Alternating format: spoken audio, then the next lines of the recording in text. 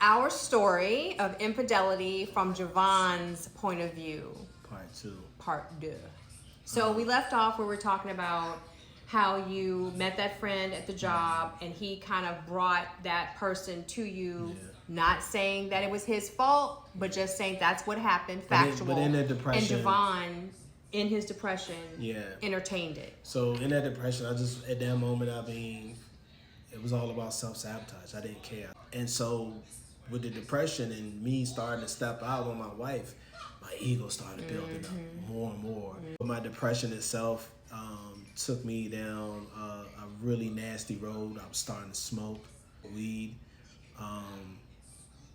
and starting to go back to the hood all the time and starting to be around family members who, frankly, were out there being players anyway. Kind of,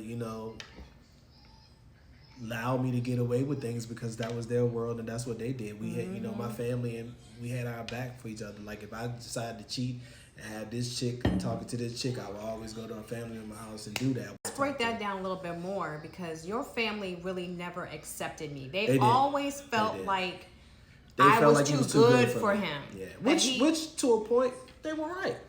In the beginning, yeah, but it led to a situation where because they felt like I was too good for you and I pulled you away from them, they didn't care about me. Yeah, they didn't have my back at all. At that moment was about, look, you're gonna take my brother, my son, my nephew, whatever away, then. And now he's coming to us because he's doing something wrong, but now he's spending time with us, so we're gonna take it. That was extremely hurtful to me. That at a certain point, everything that you were doing was literally tearing you apart, tearing you down, and we'll get to that later. And they were seeing you do this, so at some point, it's like they didn't even care about you. But you also got to understand too the history of how my family grew up. We only knew one way. If you weren't if we go protect the family by any means, and if you're a person that grew up in the hood and stuff like that, you understand that mentality. Like, because you don't see yourself succeeding. Now, there are a lot of people nowadays that come from the hood that have succeeded. But in that moment, you see your life going to a certain level. You don't see your life excelling all the way up here. Half for you is hard. So it's all about the breaks and the chances, the doors that open. And so a lot of times those doors don't open. So you learn to adapt to the life that you've been surrounded by and can't step out the hood and not have that hood mentality. Now you can do it, not saying it can't be done, but in that moment for me, it was like, man, what am I doing?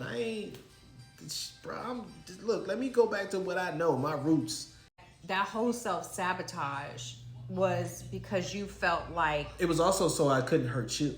Well, you didn't feel good enough. All those things that were told to you as a kid, you were believing them. It's like they came back full force as an adult, and you were believing them. You always told me when we first got together, you were like, if I ever feel like you're gonna leave, then I'm gonna try to like do whatever I can do to have you leave me first and push you away. Before I let you hurt me, I'm gonna push it on you and make you feel like I hurt you. For me, hurting you would have been you thinking at some point I was gonna just be like, oh my gosh, like why am I with you and leaving?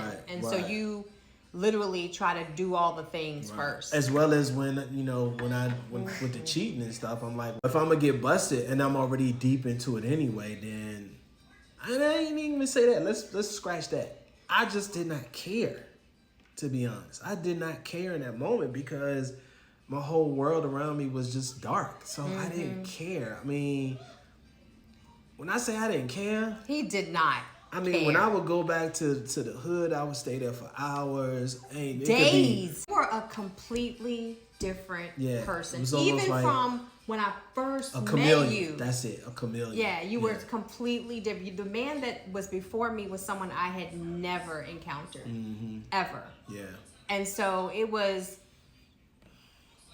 hard watching you, and even the kids were like, they didn't want to be bothered with you. It was so bad that when I came home, the kids was like, oh, snap, here come dad.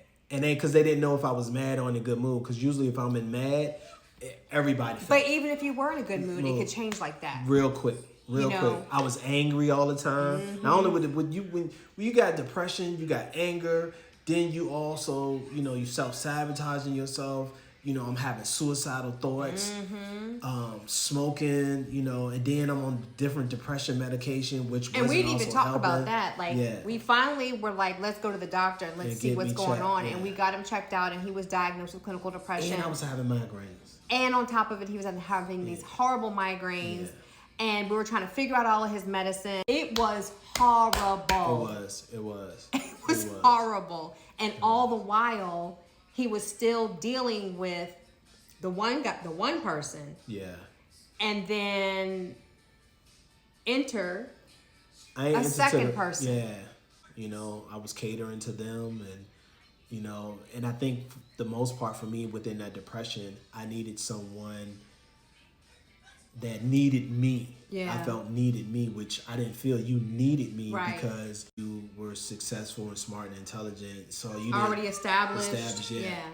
So, I kind of like pulled in people who needed me one way or the other, which to help again them develop them to be better. But also it boosted your ego. Yes, it did fulfilled your need of having to have attention. Yeah. Yep.